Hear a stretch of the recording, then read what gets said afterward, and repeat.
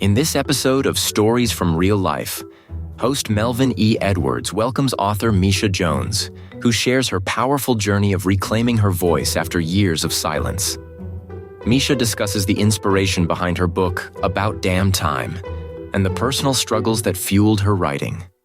So I'm writing and that's why I specifically chose the word low life, because I want to catch people's attention and let people know that the word low life doesn't always mean you're not about nothing.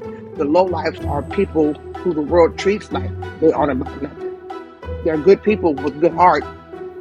Tune in to hear Misha Jones's story of resilience, the importance of kindness, and the impact of sharing one's truth. You are listening to Stories from Real Life, a podcast by engaging storytellers for engaged story listeners. Here's your host, author and journalist, Melvin E. Edwards.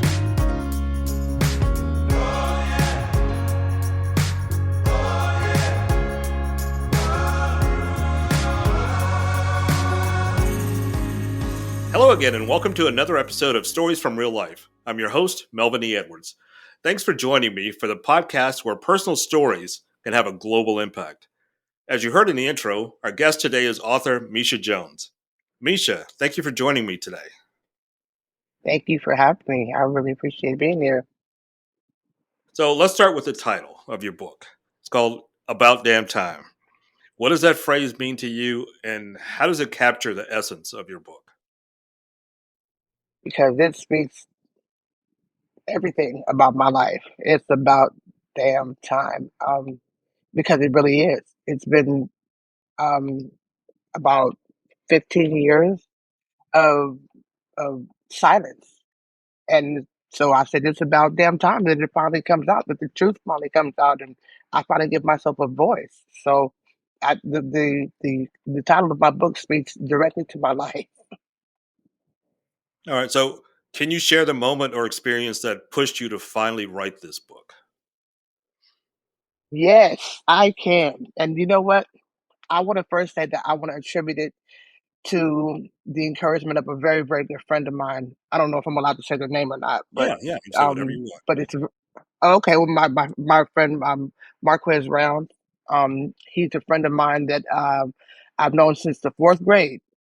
And I would consider I actually gave him a shout out in my book, but throughout all the pain that I've been through and everything since the past 15 years, I've always wanted to write a book about my life, but I was just not able to write through my pain. And he told me one day, you have to write through your pain if you want to get this book done. And that those words have always resonated inside my head.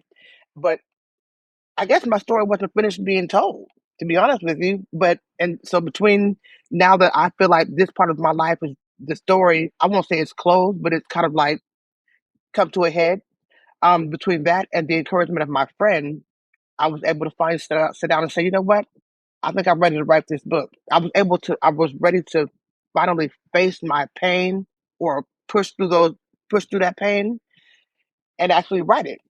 So I sat down one day and I said, you know what, pen to paper.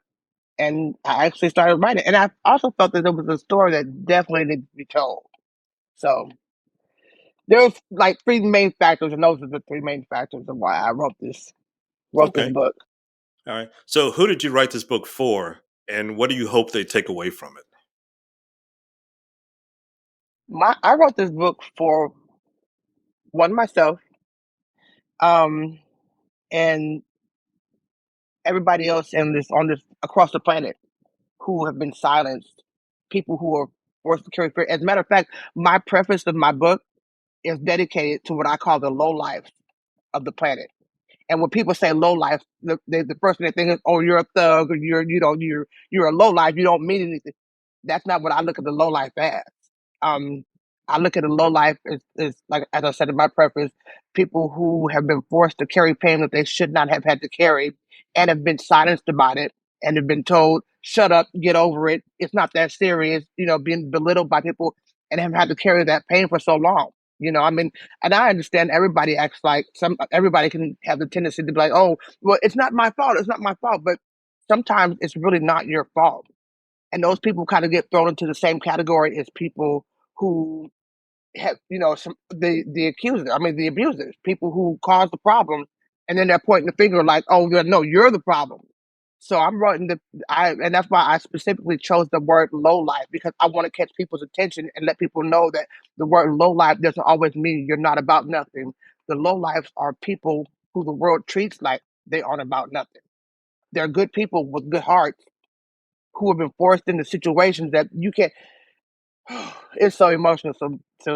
It's really, really emotional. But it's people who have been forced to deal with situations that they shouldn't have had to carry, and having to be silenced about it, and having no one to turn to about it. I mean, literally, it's a lot.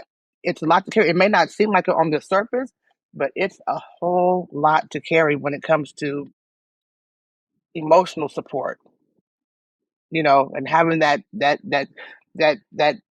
support where you can go actually lean on, because things are going to happen in life. We're all going to go through things in life. Nobody's exempt from it. But what you go through, how it happens, and having an emotional support system to lean on, it changes how you're able to actually, go through it. And when you have to face those type of situations by yourself and completely alone, and you continue to just get it stacked on stacks on stacks of things happening to you, it destroys you mentally, emotionally, sometimes even physically. And so I wrote that book for those type of people in the world. People who feel like, if you feel like you don't have anyone and you're going through probably what you feel is the worst time of your life, your lowest point in life, and you feel like you've hit rock bottom and you're being stomped through that thing, that's who this book is for. I just want people to know you're not alone. And I don't know if that's, you know, how much weight that carried, but for me, it carried some weight to just know that, hey, there's somebody else out here who's going through the same thing you're going through, or in a way, you know what I'm saying? Yeah, I can tell this is still really emotional for you. So, what was the most It's difficult? extremely. I'm sorry I'm you sorry. went through that. What was the most difficult part of writing this book? Having to relive it all, having to mentally go back through each of those times, each event in my life that I, to this day, even without the book, still haven't gotten over. Probably will never get over, and because of the way that they happened and the way they went down, and being left with that, what is it, holding the ball, like, it's like people come over, they spit on you, they crap on you, they push you down, they step on you, and it's like, don't say anything, be quiet, just get over it and move on with your life. And it's like, that type of ridiculousness, I'll call it, that type of thinking comes from what I call a disconnected association. And what a disconnected association is just, it simply means that's not my problem. So if you're hurting and I'm not, well, I'm not gonna let you bring my joy down with your madness. But nobody's thinking about how you're affected by what's going on. A lot of people, it's particularly, well, a lot of people think that, if it doesn't directly involve me, and depending on how I feel about you and what you're going through, people will discredit what you're feeling. I mean, you can literally be sitting there bleeding from the mouth, and I figuratively speaking, of course, bleeding from your heart, pouring your heart out to people, trying to get anybody to understand what's going on. And people are like, depending on how they look at you, they're like, you'll be all right. Shut up. You get over it. It's not that big of a deal. Whereas depending on, if I call them the in crowd. If you're, a person that people, really care about, you can get a paper cut on your finger. And they're like, oh my God, are you okay? Like, what's wrong? Everybody wants to tend to you. And then again, you got people like me who are like out there, and you, like I said, bleeding from the soul. And they're like, get over it. You'll be all right. Shut up. Like, you're really getting on my nerves. Like, you're disturbing my peace with your pain. And so I feel for people like that, because people, that type of stuff, I'm really big on, what do you call it? Mental health awareness, because I've been there myself. I've been on the edge of suicide. I've been locked up on a 5150 hole because I literally darn near snapped mentally, because I couldn't handle all the things that I was going through, and I had nobody to turn to.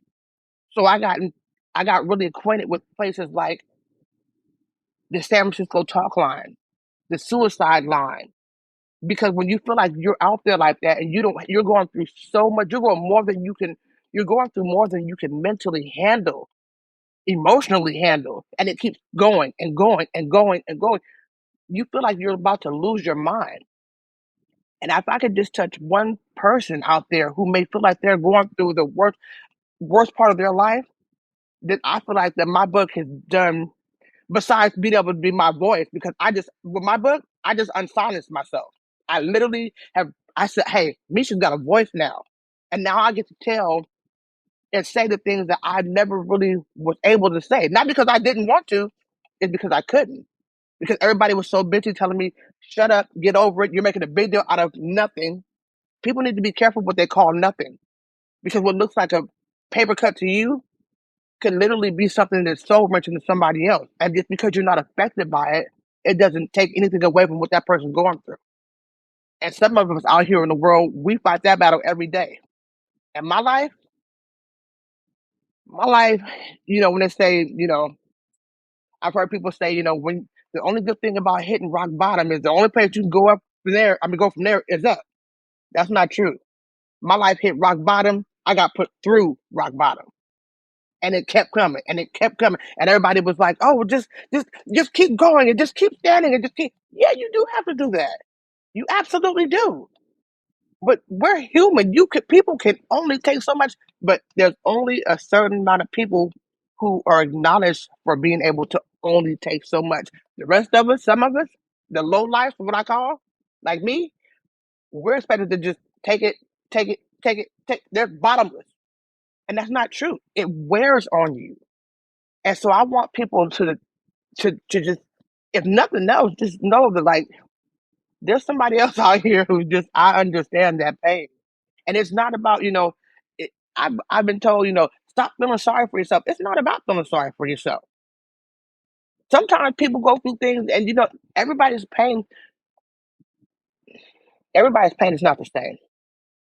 And I'm not the type of person to say, oh, well, your pain doesn't matter. Your pain is not worse than mine. Your pain is not my pain. It's not about that. It's just about dealing with situations as they are. That's why I put at the beginning of chapter 36, personal feelings, which is the deepest chapter of my entire book, if you ask me. I correlated it to death. I know it's a morbid topic, but it applies.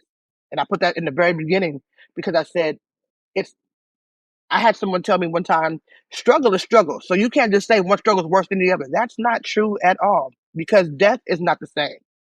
You have somebody who dies from a heart attack or cancer. Those are called natural causes. Then you have, on the other side, you have homicide, murder. Those are intentionally caused. They hit different. Yes, the person's still dead, but they hit differently because of the manner of which they happen. So we can't just say, "Oh yeah, all death is the same." It's not. It is, but it's not. So I fight or I'd like to stand up for people who feel like their pain and what they've gone through that's definitely like seriously directly affected their life has been swept under the rug or pushed to the side because everybody matters. So that's, All right, so yeah, let's get more direct. We haven't really talked about what abuse, what happened to you. Are you comfortable sharing what happened to you? yes, of course, sure. I will say that, because of the way that I've been uh, dealt with, I guess you could say. So I'm kind of in a condition thinking, I'm kind of conditioned into thinking that my story doesn't matter. So I have no problem telling you. I would love to share it. I just have to, you know, I might struggle getting through some of it. But, um, well, the beginning of it started in 2009. Um, when I literally lost my entire career over a question that I asked someone who I thought was a best friend of mine. And I was working for Kaiser Permanente, and I had been there for 10 years, and it was someone who I'd been best friend with for 25 years, who I thought was my best friend. But some guy came into her life, and there was the dude over me, and then she started treating me like I had a tail, basically. And I asked her why, and it turned into me losing my job. It literally turned into me losing my job because she decided to show out in front of him. And then, those are the type of things you can go over. But what really took me was My son lost his eyesight. She took my son's eyesight, my oldest child. He was 3 years old. And he's legally blind. He's been legally blind in his left eye because of this person since he was 3. That's the part that hits me the hardest. I can get over a job, but my son will never get his eyesight back. And he was 3 years old. And you talk about anger or being infuriated, hurt, sad, ticked off, all these emotions just brought up into one F5 emotional tornado that's going through you. And you have to deal with all this stuff, the loss of a job, the loss of your son's eyesight, not to mention the person that did it got away with it. I wasn't even able to say anything to this person about it. And all that stuff bonded up inside of you for so long, and all the hardships that come along with it. I mean, I have my oldest is 23 now, and then I have my twins who are going to be 21. So if he was 3, they were 1 when this happened, and it just completely crippled my ability to take care of my family. And since then, it has been all kind of stuff jumping up. I mean, as far as hardships and setbacks. I mean, life is going to have setbacks, but we're talking about extra setbacks. We're talking about things that like robbed of a life that we should have had, but we don't. And over what? And then the whole thing that only thing I've ever been told was get over it, let that go, leave that girl alone, don't bother her, don't. And I'm like, is anybody? So it's very, very, very hard, especially when taking my son to taking my kids to doctor's appointments and having to watch my son literally struggle the way that he did and knowing why he's struggling like that and having to eat that, I guess you would call it an L, but that's an unnecessary loss because my son didn't have anything to do with anything that was happening. He was 3 years old and I had no type of support, no type of support. I went through everything and it kept coming at me left and right. And I literally broke down. That was the first time I ended up in a 5150 hole in what they call an insane asylum, a nut house. And I'm not ashamed to tell that story because I was fighting for my life. I was fighting for my kids. I was fighting for our right to just be. Because I flipped our life upside down like you would not believe. We'd be on this show for about 2 days for me to tell you about everything that happened because of this. But the hardest thing is my son and his eyesight. And I'm like, it angers me even to this day. Because I'm like, if you wanted to come after somebody, you could have came after me. You went after my kid. And then they got away with they worked for Kaiser too. They broke every HIPAA violation you could possibly, and they got to keep their jobs. And they protected these people. They protected these people. The Kaiser protected these people. My family protected these people. But they get mad at me because they're like, oh no, you're looking at it the wrong way. That's not how else am I supposed to look at it? They literally told me that your son's not tripping off of it. Why are you? What kind of madness is that? Like I'm like literally they literally acted like my son losing his like they hand out new pair of eyes on the corner at the corner store. That's literally how people made it feel. Like you tripping off of his eye? When you gonna let that go? When you gonna move on with your life? And my question from that, the only question that came from that was, how you let go of something that's got a hold of you? If I grab you, how am I gonna tell you to let me go? This stuff has its claws in my back for the rest of my life, the rest of my son's life. So when am I gonna get over it? When he gets his eyesight back. He's not gonna get his eyesight back. But nobody's there at the doctor's office. Nobody was there holding my son in his arm and their arms when the doctor told me that he was legally blind. And I know why. And then I literally went on a rage. But the funny thing about the whole situation was that when I got sent to the 5150 hold, it's an automatic 72-hour hold, right? When you go, I don't know if you know that, but I'm telling you that's what it is. If you get sent there on the 72-hour hold, it's a 72-hour hold no matter what. You have to stay there for at least 3 days. I was home in 4 hours, and that happened to me twice. Because all it took was for me to talk to the psychiatrist and let them know what was going on. And the psychiatrist said, you don't belong here. They said, I remember the first one that said, you're not crazy, you're devastated. And it was even that much more hurtful and also relieving at the same time to say it was total strangers who just took a second to listen to what was going on and to realize that yeah, she's not crazy. While the rest of the people who were around me, my people, were like, yeah, she's crazy. She's losing her mind. She needs some help. Go get her some help. Lock her up and put. But I'm like, put yourself. Do we always have to put ourselves in people's shoes to understand how tight they really fit? But I feel like it's the way some people are looked at, people like myself, yeah, people do have to be in your shoes. And the only downside to that is people are not going to be in your shoes. So they're listening to you, and your pain, all your pain sounds like to them is noise. No matter how deep it's cutting. Like I said, you could be literally bleeding from the soul, and people will look at you like, "Are you still on this mess? Like, what? Get over it. Like, you're bothering me." And my intent was never to bother anybody, but I'm like, this is a lot for one person to carry. And then to hear some of those same people in other conversations about other people and other things say things like, yeah, well, a person can only take so much. Everybody has limits.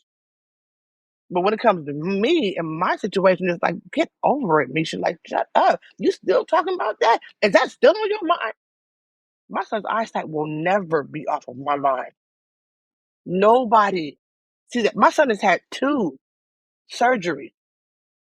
I remember my son graduated from high school in 2020. But when he first started high school, all he talked about was football. He just wanted to play football. And he made a team. And he quit. And I remember asking him, I didn't really ask him, but I just kind of assumed that, hormones, teenagers, because, um, because that happened to me in high school. I made the varsity team in basketball in my high school and got in the boys, and, basketball went to wayside. But my son, he quit after like three games. And I just never understood why. I didn't find out until 2 years after he graduated. We were just talking randomly one day, and he said, Mama, I said, I wish you hadn't quit the football team. You were really good, And I figured, so I said, no, you got in the girls. He said, no, Mama, I quit the football team because I couldn't see the ball coming from the left side. It tore a hole in my soul because he didn't deserve that. So the only person, there was one face that came up in my mind because this girl has robbed me and my family of so much. I'm sorry. I apologize. No, it's fine. But there was just one more thing. But when he said that, I couldn't hold the tears back. He was scared to get his license because the DMV sometimes they make you take the test. He can't see anything. And it's not that, now, again, this is where I go back to the whole death, natural versus homicide.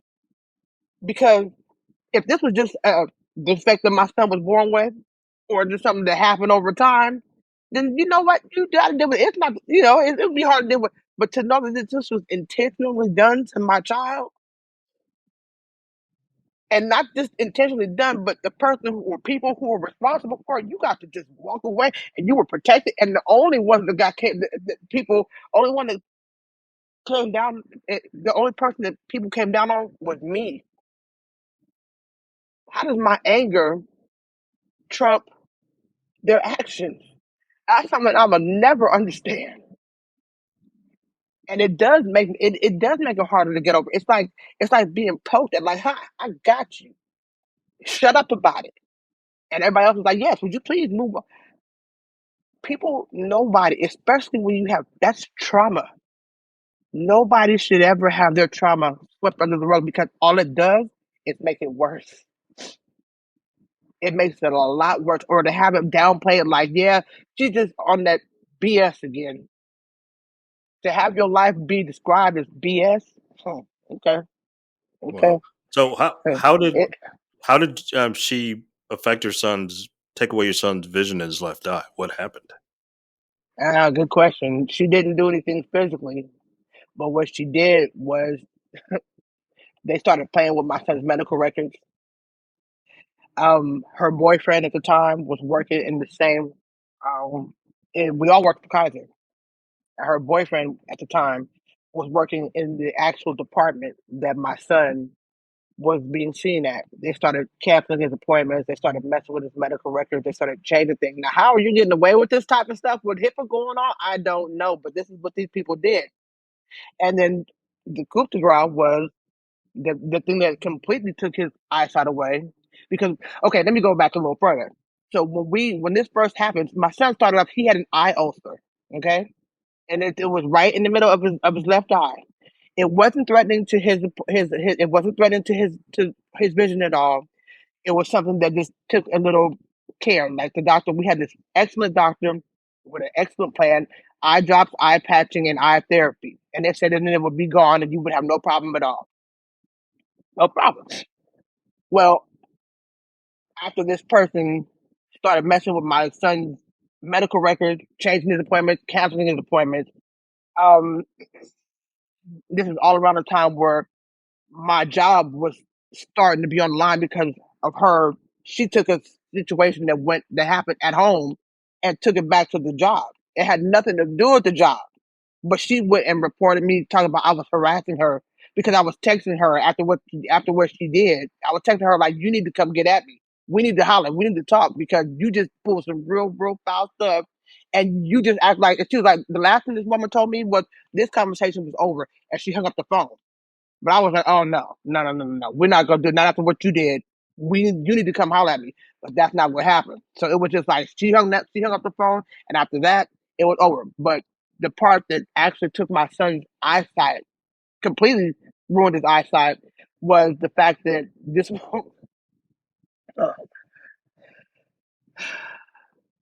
so so after we had this plan, the eye patch and eye therapy, the doctor my son was seeing was getting married. She was gone. Bless you. She was gone. She was going to be gone for 3 weeks. While she was gone for these 3 weeks, this other woman, my ex best friend, called this doctor and impersonated me and cussed my doctor out, literally. So I'm thinking, by the time the doctor gets back, like when the doctor left, it was all hugs and we had a good plan and this is what you're going to follow, blah, blah, blah, blah, blah.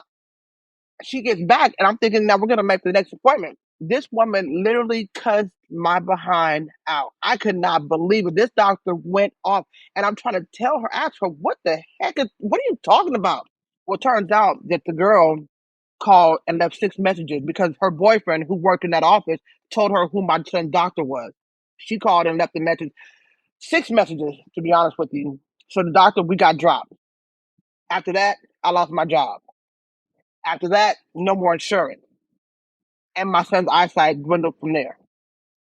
And it literally got to a point where by the time we got back on insurance and got county insurance, which was literally like insurance from hell, my son's eyesight was already gone. And I tried to do everything that I could to possibly like, you know, it just it was gone.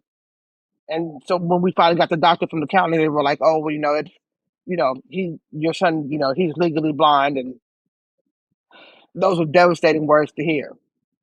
His eye had become drawn in. It just went all bad. And I saw red. I literally saw red. And I so much to a point where I couldn't find this girl. I literally went out looking for this girl.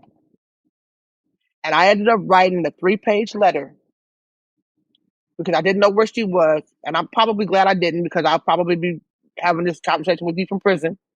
No lie. But I'm just being honest. But I remember where her mom lived at. So I wrote a 3-page letter, detailed letter, gruesome letter about what I was going to do to her if I ever saw her again. And I mailed it to her mother's house. Next thing you know, I got the sheriff's at my house telling me I'm getting summoned to court. She wanted a restraining order. And this is after about a year of just me going through it with my child, with the doctor's appointments, and just trying to. It was a horrible situation. And so I remember being in the courtroom with this girl. I hadn't seen her for about a year. And I remember being in the courtroom with her, and I'm looking over at her, who's sitting, the plaintiff table, one of the defendant's table, and I'm sitting over there looking at her like, and I'm literally calculating. I remember telling my mother, I said, Mama, I need you to come with me to court because if you don't, I don't know if I'm gonna make it back. And I really meant that. But I was looking at her in the courtroom and um, calculating how quick I could get to her before the bailiff could get to me. And I was literally gonna break her neck right there in the courtroom. But nevertheless, the judge read the letter, and he said, Miss Jones, did you write this letter? And I stood up and I said, I didn't just write it. I meant every word I said it, Your Honor. I really didn't care about the consequences because I was just all I saw was red. All I was thinking about was my life, my livelihood, my kids, his eyesight. Like everything is just like coming down on me. And I said, yeah, I meant everything I said in that letter. And he said, well, thank you for your honesty, but I have no other choice but to grant her the restraining order. And she stood herself up and she said, thank you, Your Honor, because it's been enough of these little stupid shenanigans. And when she said that, I literally almost snapped. Because you're not what you're looking at is a few text messages. I'm thinking about my life, my son's eyesight, my livelihood, my ability to take care of my kids, everything that you done took from me, and you over here talking about some stupid shenanigans. It was I think that was probably the first night I think I ended up in the den on the 5150 hole. I literally snapped. Because it's nothing like going through bad things in life and then being told like you're making a big deal out of nothing. And you're literally watching your entire life fall to pieces over something that you fought. It's like, I have a friend I used to work with at Kaiser. She's a nurse now at General Hospital. And I remember one day she was telling me a story about somebody who came in there who got shot in the back of the head. And she said, this man came in, she said, and Misha, I'm trying to hold his head in my hand and keep the back of his head together. She said, but it's all falling out in between my fingers. That's how I felt about my life. I'm literally trying to hold my life together as best I can. And it's literally, it's like holding water in your hands. And it's literally falling apart completely. It doesn't matter how much you're trying to hold it together or how hard you're fighting. Nobody cares. Nobody sees that. So what may look like what may look like something that's not a big deal to one, you should never discount because you never know what somebody's going through or how deep it's actually cutting in their life. Even to this day, my kids still, I might, well, they're grown now, but, even up to not too long ago, taking my son to the doctor, I can never stand there and watch them because, they always do the eye test. I can't. It's a boulder just talking about it. Just talking about it. It's a boulder in my neck. So think about having a sore or a gash on you anywhere on your body, or just like, my favorite metaphor is think about hitting your head. You got a little bruise on your head, it hurts, it's like no big deal, right? But think about hitting it again and again in the same spot. And it's not because you're trying to hit it, but you just keep getting hit in that head. You keep hitting that same spot. Nobody else knows how it was already hurting before. So somebody sees you, you know, get hit in the head, and you're like, "Oh my God!" They're like, "Oh my God, it's not that serious. You just bumped your head," not realizing that this is already damaged. It was already hurting. I already got hit here a couple times. So what you see is the first time. It's not that at all. And that's why I said people should never just assume when you're looking at somebody's pain or what somebody's going through. You should never just assume it's just not that serious unless you know exactly what's going on. But you know what? Not even at that point. You know why? Because I've had people that were right there with me when all this stuff happened to me, and still looked at it like it's not that serious, Mish. I'm like, I look at I look at what people call crazy.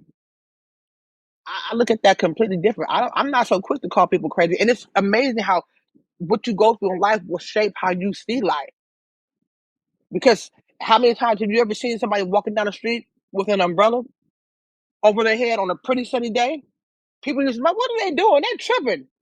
You don't know if that person got skin cancer or any type of reaction to the sun. Everything that looks crazy may not be so crazy, and you may turn out to be the crazy one for always judging people who you think are crazy. And I have this thing that I live by.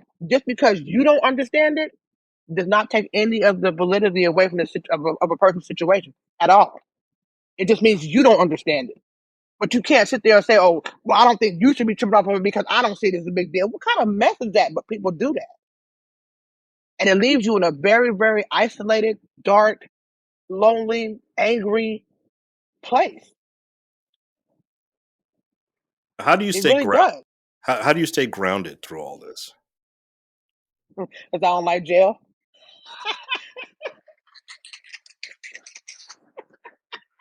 That's a good answer. That's a good answer.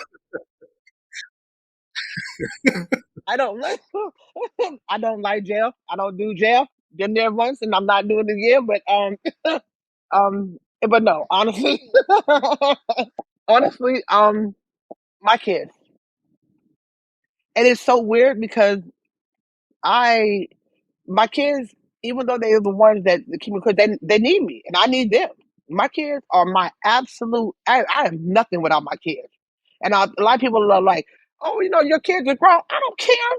Them is my babies. I don't. I know they're not babies. You can't hold it anymore. But then my kids are my everything. They're my reason why I continue to fight. They're the reason why I have to keep my sanity and stay out of jail because literally, you talk about being pushed to the edge. I live there. I don't choose to live there. I'm forced to live there. But my kids keep me grounded, but at the same time, it's also a catch-22 to that too, because mm, while my kids are my everything, knowing what me and my kids have been through, it takes me right there to that edge because my kids were robbed of a good life. I literally like my life. Don't get me wrong. I'm thankful and grateful for the little bit that we do have. I really am. I'm completely. I could, we're not on the street. We could be on the street, but people are always like, well, it could always be worse, and that's true, but that's BS because it could also be a lot better. I just don't. I hate having to always compare myself to the lower to make myself feel better about the crap that I'm already in. To me, I'm like, yeah, it could be worse, but it couldn't it be better too? I mean, and I just like I said, so looking at what the hardships that we go through, it all takes me like it literally flips my mind right back to everything that we've been through. So I would say my kids are what keep me grounded. You know what? Honestly, I'm already working on my second book. It has nothing to do with my life. It's about Christianity, and yeah, my second book is probably going to really tick a lot of people off because I'm a former Christian. I walked away from Christianity about 7 years ago. I will never look back. I can't, and I don't knock people who are Christians.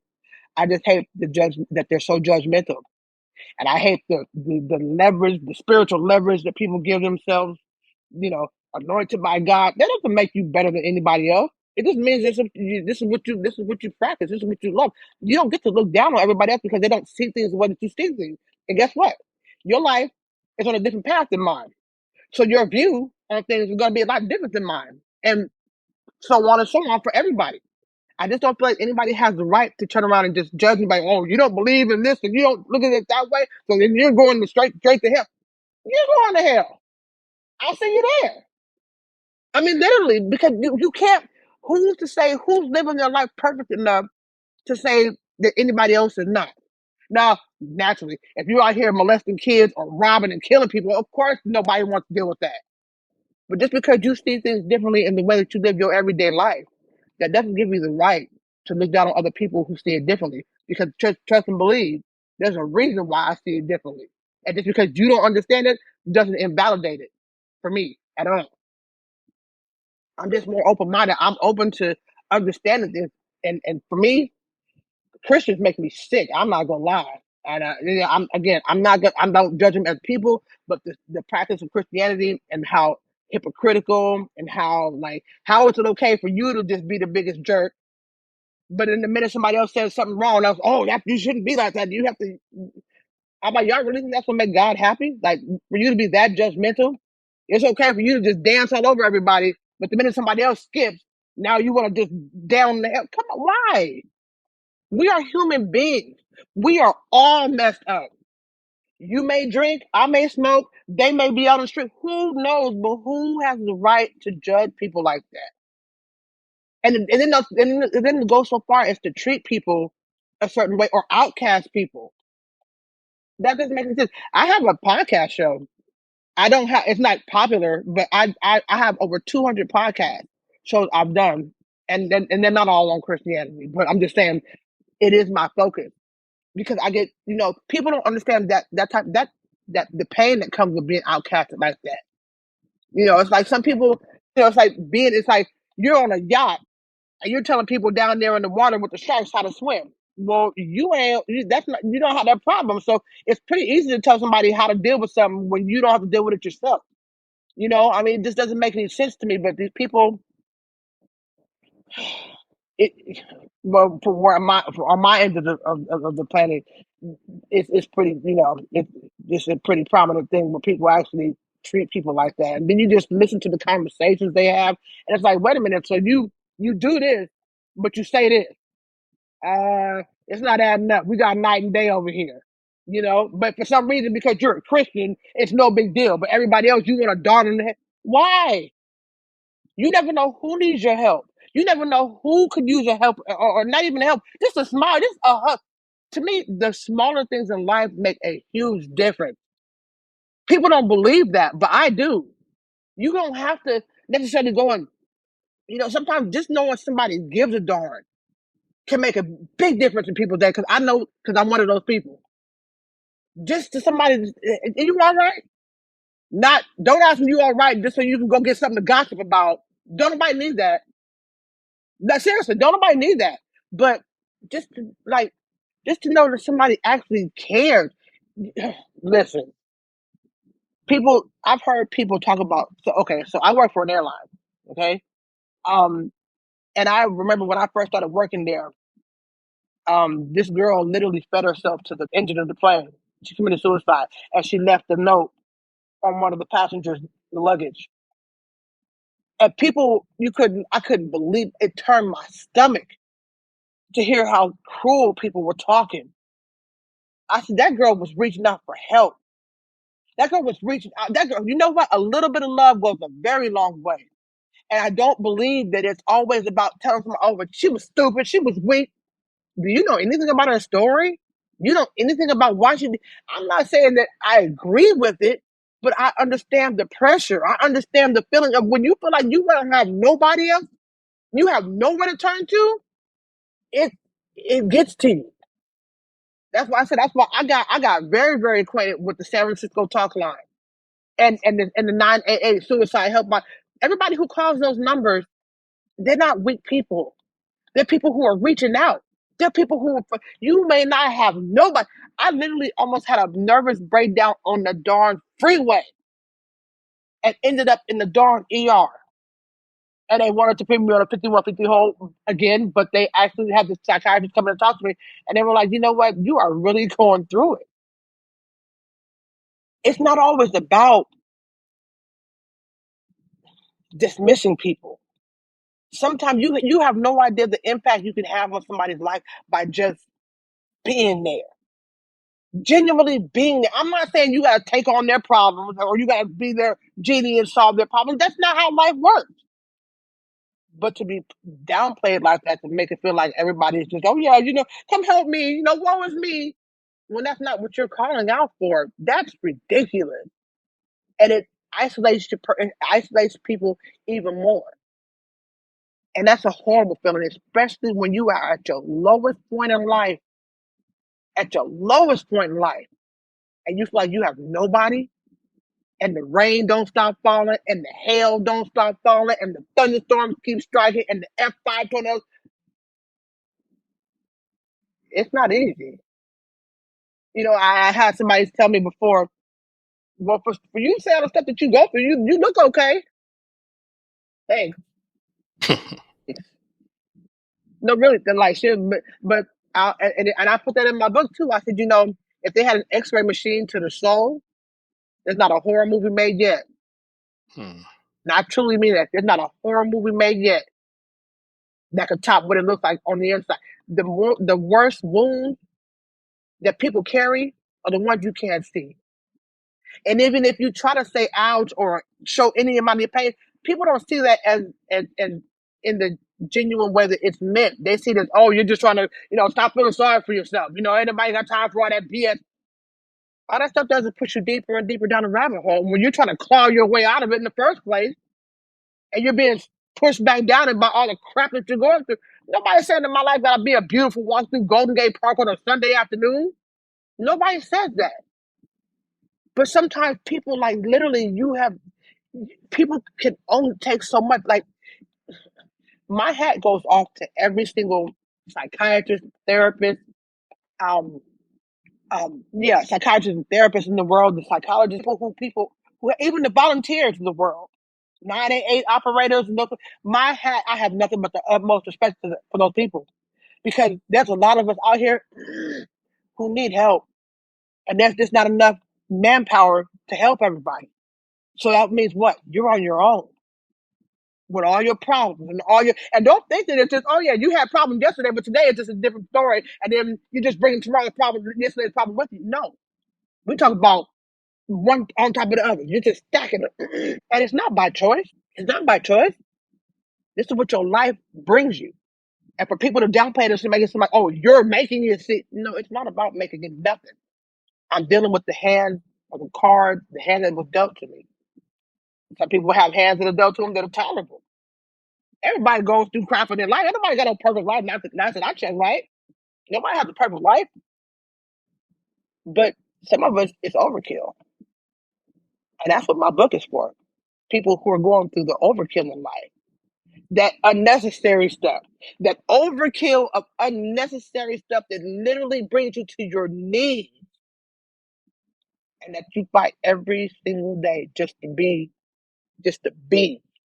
While you're getting judged by people who don't have your problems, and their only problem is you, because your pain or your voice is echoing too loud because you're disturbing their peace. Well, it must be nice. Good for you. Must be very, very nice. But for people to turn around and act like your problem not that serious because I don't think it is, that's ridiculous. I have one more question that I always ask at the end of my conversation. But before I do that, I just want to say sincerely, I'm sorry for everything that you've gone through. I know I don't know you. I didn't have anything to do with it, but it's clearly real, and you're clearly hurting. And I appreciate that you wrote the book, but I'm sorry that you've been treated the way you have. Nobody should be treated like that. Well, I appreciate it. Thank you very, very much. I do appreciate it. I do. But I'm still standing. I'm a little sharp around, sharp. What you say, rough around the edges. But but I'm still standing. I'm still, and that's not easy. But thank you. I do appreciate it though. But I do, I hope that my whole thing, like I said, besides from having a voice with my book, I want people, anybody on this planet, the low life, and I want people to understand what I mean it's in my preface. I want people to understand what I'm saying when I say low life. I'm not saying you're not. They're good people with good hearts who the world treats like they don't mean anything. Those are what I call low life. So if nobody reads any part of my book, just the preface will tell you exactly where my heart is with my book. I just want people to know that you're not alone. Yeah. As a final question that I always ask, what piece of advice would you like to leave with the listeners today? Treat people with kindness. Don't assume. Please don't ever assume that what may look crazy to you. Don't judge it. If you have enough, just leave it alone. Kindness, a little love goes a long way. Heal the world with love. That's what I think. Be genuine to yourself. Love your people. Most of all, love yourself. And spread love. Like, literally. This world will be a whole different place if everybody gets off on, oh, I don't care, not my problem. I mean, I'm not saying we got to take everybody's problems on, but a little love, it literally goes a long way. You never know what type of change you can make in somebody's life, or how much of a change you can be in somebody's life, or a positive influence just by showing a little care. So that's right. That's the advice that I have. Spread love. Spread the love. That's a good message. And be careful who you cross. And be careful who you cross. Yes. That's good advice too. So our guest today has been Misha Jones. Misha, thank you so much for being here. Thank you very much. Thank you very much. And I hope people read my book. It's about Yes, I damn will. time. So please go to my website at Past Real Life for more information about my guest and a link to her book and how you can get it. So that's it for today's episode of Stories from Real Life. Join us again next time for another chance to learn from each other. Until then, don't forget to shine your light wherever you go. Thank you for tuning in to this episode of Stories from Real Life. Don't forget to subscribe and share. Let's meet right here every Tuesday and Friday. See you then.